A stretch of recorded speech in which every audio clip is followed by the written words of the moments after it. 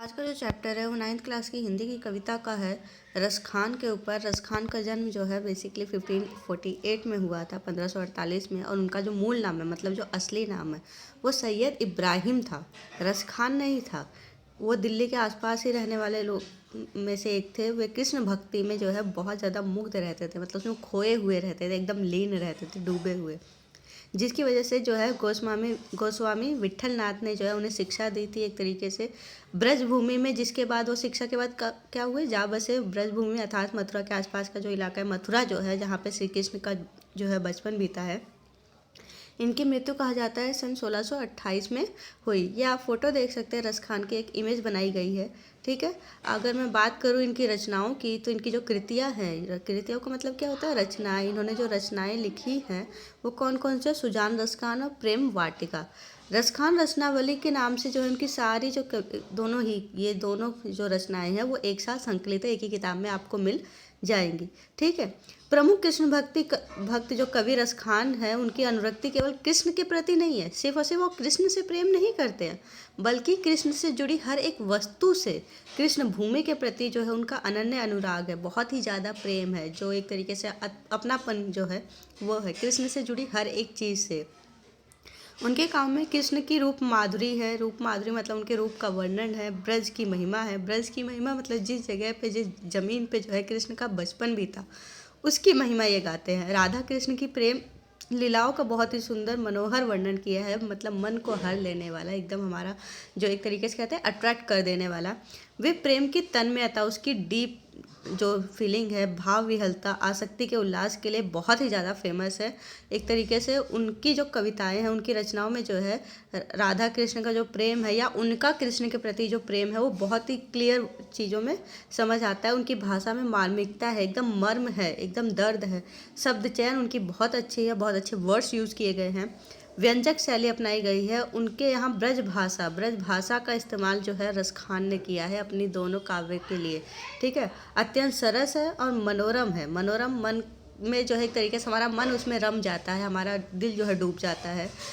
इसमें जरा भी क्या नहीं है, शब्द आडंबर नहीं है, शब्दों का आडंबर करने की कोशिश नहीं की गई है। ठीक है। एकदम वो कहते हैं ना, जबरदस्ती कोई भी शब्दों को जो है सजावट के लिए इस्तेमाल करना, कि अच्छे वर्ड्स यूज़ करना, वो वाला नहीं है। सरस है एकदम, जहाँ पे जो वर्ड जो है फ्लो में निकल गए हैं वही है। क्लियर। यहाँ पे हम देखेंगे कि सबसे पहले और दूसरे जो सवैया है उसमें कृष्ण और कृष्ण के भूमि के प्रति जो उनका प्रेम है रसखान का, वो आपको नजर आएगा। तीसरे संद में जो है कृष्ण के रूप सौंदर्य का वर्णन होगा, जिसमें गोपियाँ क्या होती है, मुग्ध हो जाती है एकदम, उस पर जो है कहते हैं ना, निछावर हो जाने को तैयार होती है, कृष्ण का रूप धारण करती है। चौथे संद में कृष्ण की मूल्य की धुन और उनकी मुस्कान का जो है वर्णन किया जाएगा।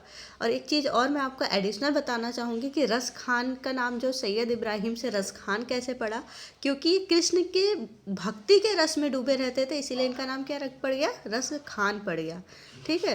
वैसे वास्तविक नाम इनका क्या था, सैयद इब्राहिम था। अब इनके सवैयों पे आ जाते हैं, जो आपके सिलेबस में लगे हैं एनसीईआरटी में। अब देखिए सबसे पहले क्या है, मानुष। मानुष का मतलब क्या है, मनुष्य।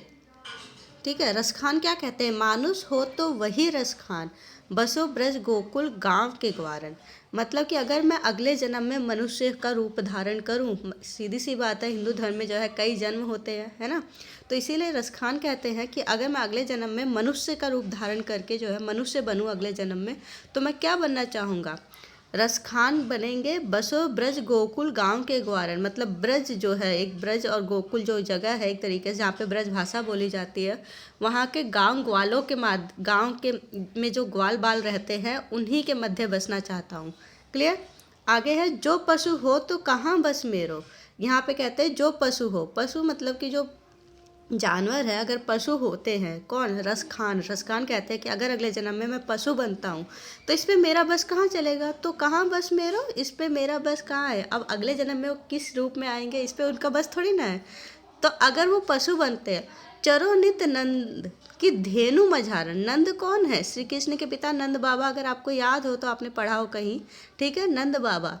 क्लियर। तो क्या कहते हैं कि नंद की धेनु मझारन के बीच में वो क्या करेंगे, चरना पसंद करेंगे, गाय के रूप में जो है नंद बाबा की गायों के बीच में चरना चाहूँगा। ये जो है कौन कह रहा है, रसखान कह रहे हैं।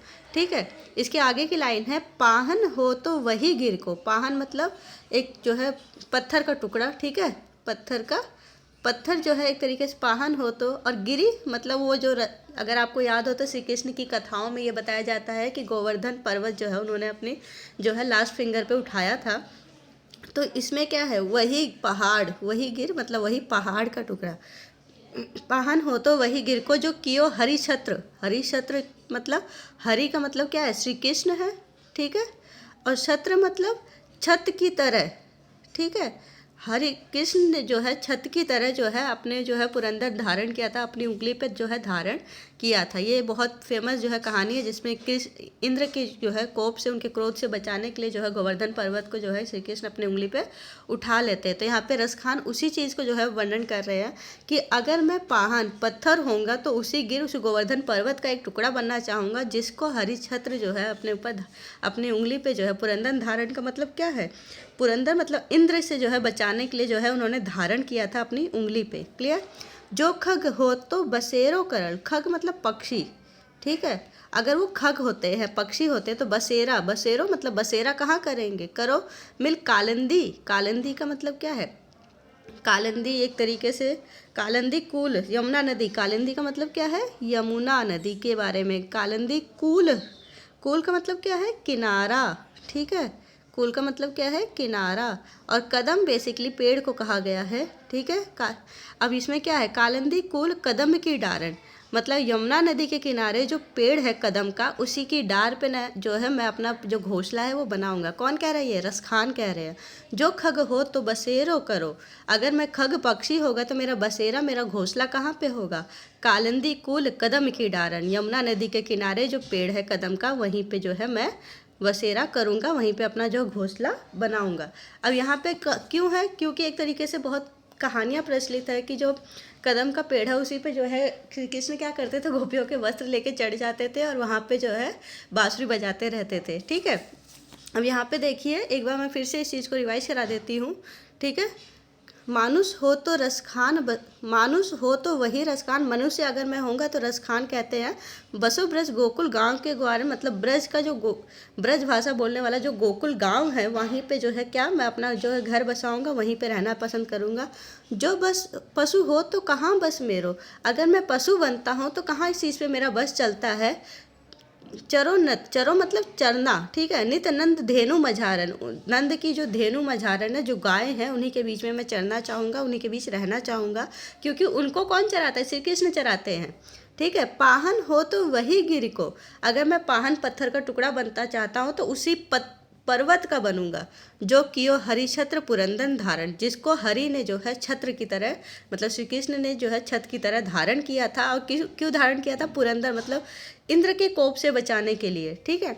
जो खग हो तो बसेरो करो, अगर मैं खग पक्षी होऊंगा तो मेरा बसेरा, मेरा जो नेस्ट है, घोंसला है, वो कहाँ होगा, कालिंदी कुल कदम की डारण, मतलब यमुना नदी के किनारे जो कदम का पेड़ है उसी पे मेरा बसेरा होगा। क्लियर।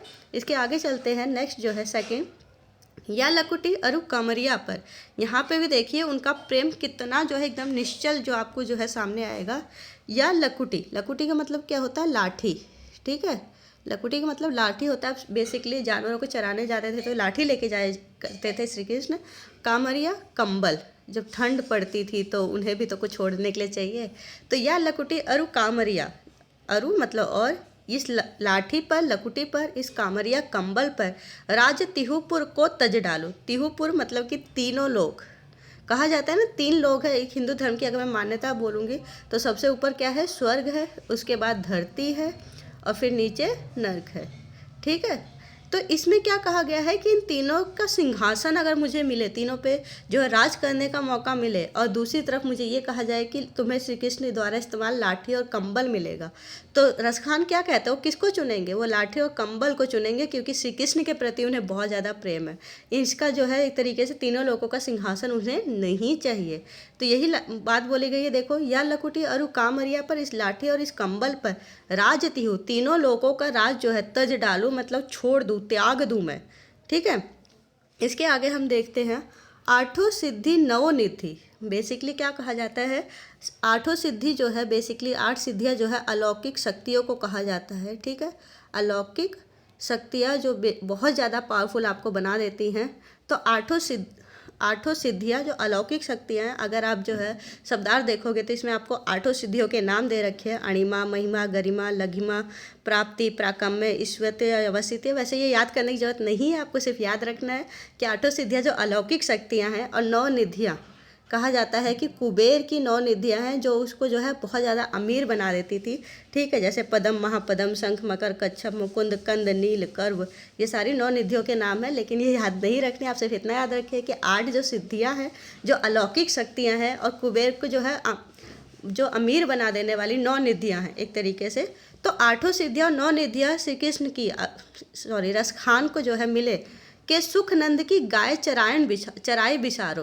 तो रसखान कहते हैं कि ये जो सुख है इसको मैं त्याग दूंगा। कुबेर की 9 निधियाँ और 8 अलौकिक शक्तियाँ जो सिद्धियाँ हैं किसके ऊपर बिछार दूंगा? नंद की गाय चराए बिसारो। नंद की गाय अगर मुझे चराने को मिल जाएगी तो इन चीज़ों को मैं क्या कर दूंगा?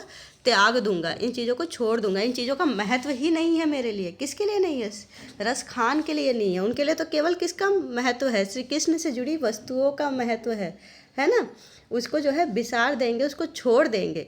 अब देखो, रसखान कबो इन आँखों से, रसखान कहते हैं कि हे ईश्वर बताइए कब इन आँखों से, अपनी इन आँखों से मैं ब्रज के वन बाग तड़ाग निहारूं। कब मैं ब्रज में जो है एक तरीके से क्या, वन, जंगल, बाग आप सबको ही पता है क्या होते हैं, छोटे छोटे बगीचे। तड़ाग का मतलब क्या होता है? तालाब। क्या होता है? तालाब होता है। ठीक है, तो रसखान कहते हैं कि कब मुझे वो समय मिलेगा जब मैं अपनी इन आँखों से ब्रज के, गोकुल के, जहाँ आपका बचपन बीता, वहाँ के जंगलों को, वहाँ के बाग बगीचों को, वहाँ के तालाबों को निहार पाऊँगा, देख पाऊँगा। अब ये सोचिए कि उनका एक सपना है। क्लियर। अब आगे है कौटिक ए कल धौत के धाम। कौटिक ए कल धौत, कौटिक का मतलब क्या? करोड़ों। ठीक है, कल धौत के धाम, अगर मुझे जो है सोने के महल मिले। कल धौत का मतलब, कल धौत के धाम, सोने के महल। ठीक है, वो भी कितने? कोटिक है, करोड़ों। ठीक है, करील के कुंजन ऊपर वारू, और वो किसके ऊपर जो है एक तरीके से, करील के कुंजन ऊपर वालो, मतलब कि जो एक तरीके से जंगल के पेड़ हैं, जो पौधे हैं, ठीक है, करील कदम के वृक्षों पर जो है वो क्या करेंगे? वार देंगे उसको। उन्हें जो है वही ट्रीज, वही जो फॉरेस्ट, वही बगीचे देखने हैं जो किसके, जहाँ से कौन होके गुजरा है? जहाँ से श्री कृष्ण होके गुजरे हैं। ये एक सिंपल सा एग्जाम्पल है, देखिए फिर से मैं समझा देती हूँ। या लकुटी और कामरिया पर, इस लकुटी, इस लाठी पर, इस कामरिया कंबल पर, राज तिहुपुर के तज डारू।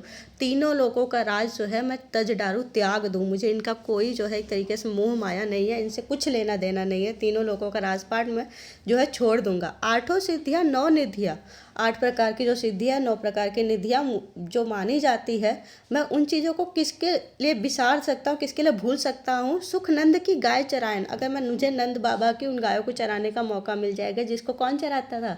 श्री कृष्ण चराते थे। तो मैं इन सब, ये सारा जो सुख है 8 निधियाँ, 9 निधियों का, तो ये सुख मेरे लिए कुछ भी नहीं है। इससे कहीं ज़्यादा खुशी मुझे मिलेगी नंद की गायों को चराने में। ठीक है, रसखान कबो इन आँखों से, रसखान कहते हैं कि कब ऐसा आएगा, मेरा सौभाग्य बनेगा कि मैं अपनी आँखों से ब्रज के वन बाग तड़ाक निहारूं। जब मैं ब्रज के वनों को, बागों को, तालाबों को जो है दर्शन मुझे मिलेगा। मुझे सांसारिक सुखों का जो है मुझे व्यर्थ लगते हैं, मुझे तो वही चीज़ें सुख देती हैं। कौटिक एक कल धौत के धाम, कहा जाता है कि मुझे करोड़ों जो है सोने के महल मिल जाए। करील के कुंजन ऊपर वारू, तो भी मैं उसको न्यौछावर कर दूंगा। ब्रज में जो एक तरीके से कांटेदार पेड़ थे या जो जंगल थे, जो जहाँ से भी श्री कृष्ण होके गुजरे थे, उन जगहों को जो है अगर मुझे देखने का मौका मिल जाएगा।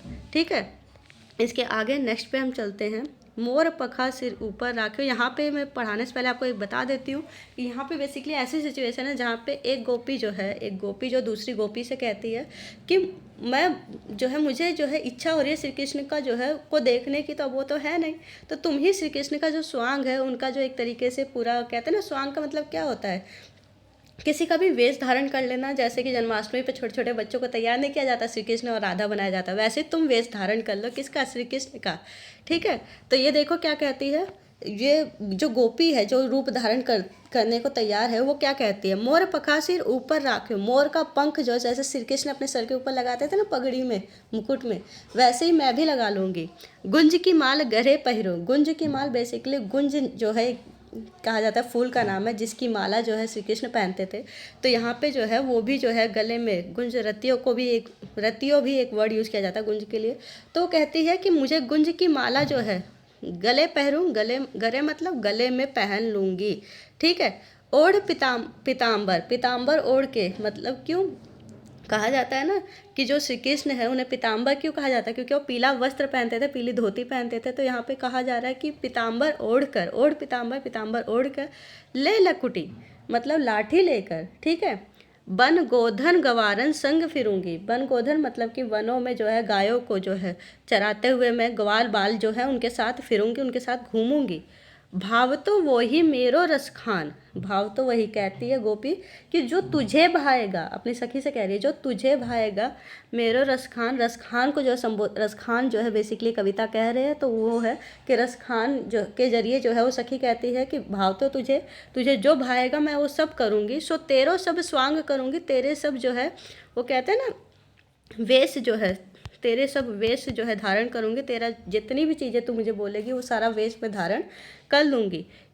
पर सबसे इम्पोर्टेंट लाइन है इस जो पैराग्राफ की, या मुरली मुरलीधर की, ये जो मुरली है, मुरली का मतलब क्या है, बांसुरी है, ठीक है।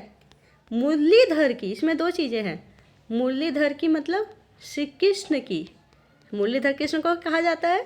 तो ये जो मुरली है, बांसुरी है श्री कृष्ण की, मुरलीधर की, अधरान धरी, जिसको वो कहाँ रखते हैं, अपने अधरों पर धरते हैं, अधरों मतलब होठों पर रखते हैं, ठीक है। अधरान धरी, जिसको वो ओठों पर रखते हैं। अधरा न धरूंगी, अपने अधरों पर, अपने ओठों पर बिल्कुल नहीं रखूंगी। क्यों? क्योंकि यहाँ पे जो है जो गोपी है उसको किससे जो है एक तरीके से वो मुरली को क्या मानती है, अपनी अपनी सौतन मानती है। अब सौतन जिस लड़की जिसको मानेगी उससे क्या ईर्ष्या का भाव होगा, उसका जेलिसी फील होगी, अब उसको अपने ओठों पे नहीं रखेगी ना।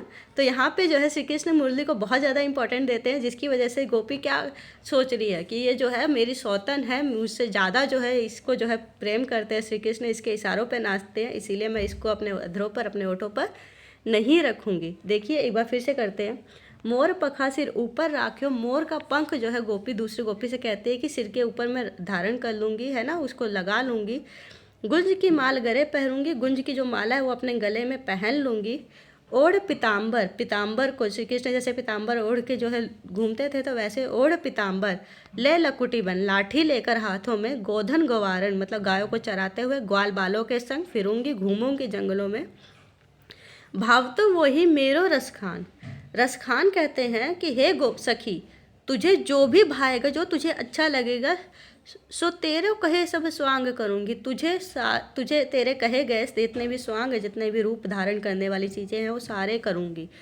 पर या मुरली मुरलीधर की, ये जो मुरली है श्री कृष्ण की, बांसुरी है जो श्री कृष्ण की है, की अधरान धरी, जिसको अपना अधरों पर, अपने होठों पर रखते हैं। अधरा न धरूंगी, अपने अधरों पर, अपने होठों पर बिल्कुल भी नहीं रखूंगी, क्योंकि मेरे लिए मेरी सौतन है, इसको बिल्कुल बर्दाश्त नहीं करूंगी। एक और चीज़ यहाँ पे देखिए, मुरलीधर में जो है कौन सा अलंकार है, श्लेष अलंकार है, ठीक है।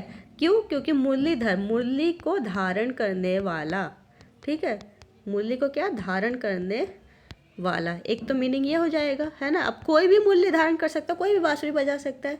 दूसरा मीनिंग क्या होता है, श्री कृष्ण, श्री कृष्ण को जो है मुरलीधर कहा जाता है। तो श्लेष अलंकार में क्या होता है, जहाँ पे शब्द एक हो लेकिन अर्थ दो हो। क्लियर? अब इसके साथ अगले पैराग्राफ पे हम चलते हैं। अगला जो है फोर्थ है, ये रहा। इसके दो मीनिंग मैं आपको समझाऊंगी। एक मीनिंग तो देखिए ये रहेगा कि एक सिंपल सा एक कहानी सोच लीजिए, जहाँ पे जो श्री कृष्ण से जो है एक गोपी नाराज है, और वो जब श्री कृष्ण उसे मनाने आते हैं तो क्या कहते हैं कि मैं क्या करूँगी, कानन दे अंगुरी रहीबो, कानों में जो अपनी उंगली रख लूँगी, अपने कानों में जो है एक तरीके से अपने हाथों से बंद कर लूँगी। जब मुरली धुन मंद बजे, जब श्री कृष्ण मुझे मनाने के लिए मुरली जो है बजाएंगे, उसकी धुन जो बजेगी, मोहिनी तानन सो रसखान, लेकिन उसकी जो धुन है मुरली की इतनी जो है मोहिनी है, इतनी अट्रैक्ट करने वाली है कि वो ज़बरदस्ती उसकी धुन में बंधी बंधी मैं कहाँ, अटा चढ़ गोधन गहे तो गहे, मैं अपनी अटारी पर, अटारी का मतलब बालकनी समझ लीजिए, वहाँ पे चढ़ जाऊँगी उसको सुनने के लिए, एक तरीके से मुझे वो ऐसे खींच के ले जाएगी। तेरी कहो सिगरे ब्रज लोगन, मुझे कितना भी ब्रज के लोग जो है, ब्रजवासी जो है टेर के बुला के जो है कहेंगे, काले कोई कितनों समझाए, मुझे कितना भी कोई समझा लेगा कि श्री कृष्ण से बात कर लो, उनसे नाराज़गी ख़त्म कर लो, लेकिन मैं नहीं मानूंगी। लेकिन एट लास्ट वो क्या कहती है, मायरी वह मुख की मुस्कान, जब श्री कृष्ण मुझे जो है प्रेम से मुस्कुरा के बात करेंगे, संभरी न जाए, मुझसे कैसे संभाली जाएगी, तब मेरी नाराज़गी कैसे रहेगी, न जहे न जहे, मुझसे तो वो जो मुस्कान है उनकी संभलेगी ही नहीं। क्लियर। एक और मीनिंग जो है आपको मैं समझा देती हूँ, देखिए, कानन दे अंगुरी रहिबो, कानन मतलब अपने कानों में जो है अंगुरी रहिबो, अंगुली डाल लूँगी मैं, जब मुरली धुन मंद बजेगी, जब श्री कृष्ण जो है अपनी मुरली धुन जो है बजाएंगे धीरे धीरे, जो है एक तरीके से बहुत दूर से बजाते थे तो धीरे धीरे ही गोपियों के पास आएगी ना, स्लो स्लो मंद आवाज़ में। मोहिनी तानन, उनकी मुरली की धुन कैसी है, मोहिनी है, एकदम मन को मोह लेने वाली है, एकदम अच्छी लगने वाली है। सो रस खान अटा चढ़ी, तो रस खान कहते हैं कि गोपियाँ जो है उसको सुनने के लिए कहाँ चढ़ जाएंगी, अटाचल, अटारिका पर, अपने कोठे पर, बालकनी में, छत पे जो है वो चढ़ जाएंगी। ठीक है। तेरी कहो सिगरे ब्रज लोगन, अब ब्रज लोग जो है ब्रजवासी को जो है पुकार के भले ही कितना कह लो, भला ही उन्हें कितना ही समझा लो, कोल्हू कोई कितना समझावे, कितना ही समझा ले गोपी को। ठीक है। मायरी वह मुख की मुस्कान, लेकिन श्री कृष्ण की जो मुख की मुस्कान है वो इतनी प्यारी है कि मुझसे संभरी ना जाए, न जहे न जहे। कितना सुंदर इसमें जो है एक तरीके से शब्दों का जो है खेल खेला उन्होंने। संभरी न जहे न जहे मतलब मुझसे वो मुख की मुस्कान उनकी संभलेगी ही नहीं, मुझे कोई कितना भी समझा ले कि मैं श्री कृष्ण से प्रेम ना करूं, उनकी धुन जो है ना सुनूं, अट्टारिका पे ना चढ़ूं, लेकिन श्री कृष्ण की जो मुस्कान है उसको मैं कैसे संभालूंगी, लोगों की बातों को छोड़ ही दो। ठीक है। इसके आगे अब हम क्वेश्चन आंसर पे जो है बात कर लेते हैं। जैसे ब्रजभूमि के प्रति कवि का जो प्रेम है वो किन किन रूपों में अभिव्यक्त हुआ है, अभिव्यक्त हुआ है मतलब व्यक्त हुआ है, वो कैसे किस किस वर्ड्स में दिखाते हैं। देखिए, कवि रसखान जो है ब्रजभूमि के प्रति बहुत ज़्यादा प्यार रखते हैं। वे गोकुल में गांव के जो गाय हैं उसको चराना चाहते हैं, गोवर्धन पर्वत का हिस्सा बनना चाहते हैं, उससे भी लगाव है, वह उसी का पत्थर बनना चाहते हैं, है ना, गोवर्धन पर्वत का ही। यमुना तट के कदम के पेड़ों से भी उन्हें बहुत लगाव है, वह उसी कदम के पेड़ पे पक्षी बन के क्या अपना घोंसला बनाना चाहते हैं। ठीक है।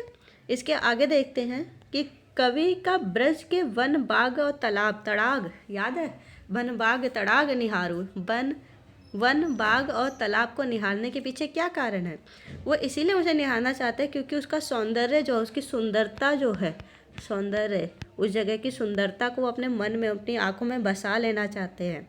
क्यों? क्योंकि उसका जो संबंध किससे है, कृष्ण से है ना, कृष्ण से वो सारी चीज़ें संबंधित है। और कवि को किससे प्यार है, श्री कृष्ण से प्यार है, बहुत ही ज़्यादा प्यार है, और इसीलिए जो है उन्हें ये चीज़ें देख के बहुत ही ज़्यादा सुख मिलता है। उन्हें ऐसा लगता है कि कृष्ण की झलक उन्हें मिल रही है। ठीक है, कृष्ण को वो निहार रहे हैं। क्लियर। अगली जो क्वेश्चन है, एक लकुटी और कामरिया पर कवि सब कुछ न्यौछावर करने को क्यों तैयार है, क्योंकि वो जो है, जो कवि है वो लकुटी मतलब लाठी है ना, कामरिया मतलब कंबल। क्लियर।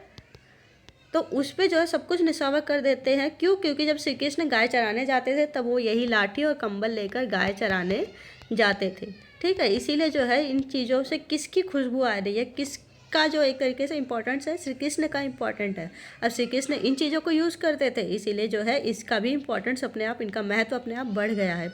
कवि जो है श्री कृष्ण के बहुत बड़े भक्त रहे हैं, है ना, भक्त रहे हैं, इसीलिए वो उनसे बहुत ज़्यादा प्यार करते हैं। उन्हें सांसारिक जितनी भी वस्तु है वो बहुत कम लगती है, तुच्छ लगती है, किसी काम की नहीं लगती है। सिर्फ और सिर्फ उनके लिए काम की कौन सी वस्तु है, जो श्री कृष्ण से रिलेटेड है। ठीक है। अगला पढ़ते हैं। सखी ने गोपी से कृष्ण का कैसा रूप धारण करने का आग्रह किया। अब सीधी सी बात है, मैं कितनी बार बता चुकी हूँ, अभी बता रहे थे कि मोर पखा सिर ऊपर रखे हो, मतलब सर के ऊपर जो है मोर पंख लगा लूँगी, गले में गुंज की माला पहन लूँगी, शरीर पे पीताम्बर ओढ़ लूँगी, गायों को चराने के लिए कहाँ ग्वाल बालों के साथ जो है लाठी लेके जो है वो घूमती फिरूँगी, लेकिन क्या नहीं करूँगी, या मुरली मुरलीधर की अधरा धरी अधरा न धरूंगी। ये जो मुरली है मुरलीधर की, कृष्ण की, इसको मैं अपने ओठों पर बिल्कुल नहीं रखूँगी, क्योंकि ये कौन है, मेरी सौतन है। ठीक है। आगे पढ़ते हैं। सखी ने गोपी से कृष्ण का कैसा रूप धारण करने को कहा है। सखी ने गोपी से जो है, ये तो हो ही है, सॉरी, अपने विचार से कभी पशु पक्षी और पहाड़ के रूप में कृष्ण का जो सानिध्य है, जो प्रेम है, वो क्यों प्राप्त करना चाहता है कवि। ठीक है। एक सिंपल से है कि कभी अगले जन्म में पशु पक्षी पहाड़ किसी भी रूप में जन्म ले, लेकिन उसे कहाँ जन्म लेना है, कृष्ण के पास, जहाँ कृष्ण का जन्म हुआ, जहाँ उनका बचपन बीता, वहाँ पर उसे जन्म लेना है।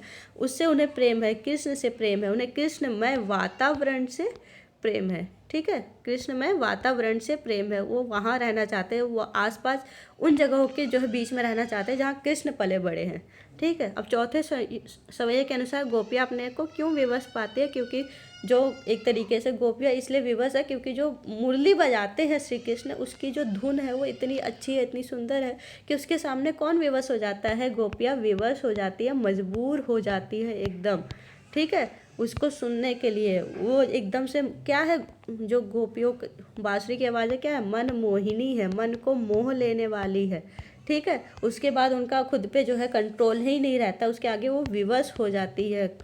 क्लियर। अगला देखते हैं, भाव स्पष्ट कीजिए। कौटिक ए कल धौत के धाम करील के कुंजन ऊपर वार। कौटिक ए मैं कितनी बार बता चुकी हूँ, कौटिक ए करोड़ों महल, कल धौत सोने के महल के धाम जो है, घर जो है, सोने के महल जो है, किसके ऊपर मैं वार दूंगा, श्री कृष्ण जो रसखान कहते हैं। करील के वृक्षों के कुंज वन पहाड़ों से बढ़कर थोड़ी ना, ये करील के वृक्ष मतलब कदम के वृक्ष हो जाए, कुंज हो जाए, एक तरीके से जहाँ उनकी जंगल हो जाए, पेड़ पौधे हो जाए, इन सबसे बढ़कर कौन नहीं है, करोड़ों महल नहीं है। कांटेदार झाड़ियाँ का सुख जो है मुझे महलों से सुंदर लगता है, क्यों, क्योंकि उन कांटेदार झाड़ियों से कृष्ण होकर गुजरे हैं, कृष्ण वहीं पे रहे हैं, ठीक है। अगला देखते हैं, मायरी व मुख की मुस्कान समरी न जहे न जहे। इस कविता, इस जो पंक्ति है, इसमें क्या कहते हैं, कृष्ण की जो मुख की मनोहर मुस्कान है, कौन सी मुस्कान है, मनोहारी मुस्कान है ना, मन को हर लेने वाली मुस्कान है, वो बहुत यूनिक है, अनोखी है। गोपियाँ उस मुस्कान को देख के न्यौछावर हो जाती है, एकदम से अपने आप को जो है सब कुछ, अपनी सुध बुध जो है खो देती हैं, है ना। उसके जो है वो मुस्कान जो है उनसे संभलती ही नहीं है। अगला है, कालिंदी कुल कदम की डारन। इसमें कौन सा अलंकार है, तो आप सबको पता है, कालिंदी में क, कुल में क, कदम में क। अब क वर्ण की आवृत्ति की वजह से कौन सा अलंकार हुआ, अनुप्रास अलंकार यहाँ पर हो गया। क्लियर। इसके आगे देखते हैं, काव्य सौंदर्य। या मुरली मुरली धर की अधरान धरी अधराना धरूंगी। यहीं पे आंसर कर देते हैं कि रसखान ने इस सवैये में एक गोपी से जो है कृष्ण के प्रति जो अपना प्रेम है वो दिखा रही है। मतलब दो सखियां हैं, अब एक गोपी जो है दूसरे को कह रही है कि तुम श्री कृष्ण का क्या रूप धारण कर लो। अब अपने आप क्यों कह रही है, क्योंकि उसे श्री कृष्ण को देखना है, उसे अपने सामने श्री कृष्ण को रखना ही रखना है किसी भी रूप में। तो उसकी सखी कहती है कि मैं सारे स्वांग सारे वेश धारण कर लूँगी तेरे कहने पे, ठीक है। कि कौन कौन से, मोर पखा सिर ऊपर रखे, मोर का पंख अपने सिर पे जो है ऊपर रख लूँगी, गुंज की माला पहन लूँगी, पीताम्बर ओढ़ लूँगी, लकुटी जो है, ये सारी चीज़ें जो श्री कृष्ण जो है इस्तेमाल करते हैं, सबको मैं स्वीकार करती हूँ। लेकिन क्या नहीं, या मुरली मुरलीधर की, ये जो मुरली है मुरलीधर की श्री कृष्ण की, अधराध धरी, जिसको अपने अधरों पे ओठों पे रखते हैं, अधरा ना धरूंगी, अपने ओठों पे बिल्कुल नहीं रखूंगी। क्यों, क्योंकि वो मेरी सौतन है ना, और मुझे उससे क्या है, ईर्ष्या का भाव है, मुझे बिल्कुल पसंद नहीं है। क्यों, क्योंकि श्री कृष्ण मुरली से अत्यंत प्रेम करते हैं, मुझसे उतना प्रेम नहीं करते हैं, मेरी बातें नहीं मानते हैं। श्री कृष्ण जो है किससे प्रेम करते हैं, मुरली से करते हैं, इसीलिए ये मुझे बिल्कुल भी पसंद नहीं है। अब देखिए इसमें कौन कौन से अलंकार, एक छोटा सा झलक। मुरली मुरलीधर की, इसमें म वर्ण की आवृत्ति हुई है, तो सीधी सी बात है इसमें कौन सा अलंकार है, अनुप्रास अलंकार है, ठीक है। अब मुरलीधर में श्लेष अलंकार है, ये मैं आपको पहले ही बता चुकी हूँ। मुरलीधर में कौन सा, एक सेकेंड, मुरलीधर में कौन सा अलंकार है, श्लेष अलंकार है, ये मैं पहले ही बता चुकी हूँ। पहला मीनिंग क्या है इसका, मुरली को धारण करने वाला, है ना, मुरली को धारण करने वाला, जो उसको जो है यूज़ कर रहा है, उसको अपने ओठों से लगा रहा है, ठीक है। दूसरा है कृष्ण, कृष्ण को भी तो मुरलीधर कहते हैं, तो दो मीनिंग निकल रहे हैं, और श्लेष अलंकार में शब्द एक और मीनिंग दो होते हैं। क्लियर। इसके साथ साथ जो है इसमें कौन सा भाषा अपनाई गई है, हम शुरू से ही पढ़ते आ रहे हैं, भाषा कौन सी है, ब्रज भाषा है, ब्रज के लोगों की भाषा है। छंद कौन सा है, सवैया छंद है, रसखान के सवैये ही पढ़ रहे हैं, और इसमें माधुर्य गुण का समावेश है। कितनी मधुरता से जो है रसखान ने अपनी बात कही है ना, कितने सुंदर वर्ड्स यूज़ किए हैं, एकदम कोमल शब्द। क्लियर। आज के लिए इतना ही है, थैंक यू। अगर पसंद आए तो अपने दोस्तों के साथ शेयर करिए।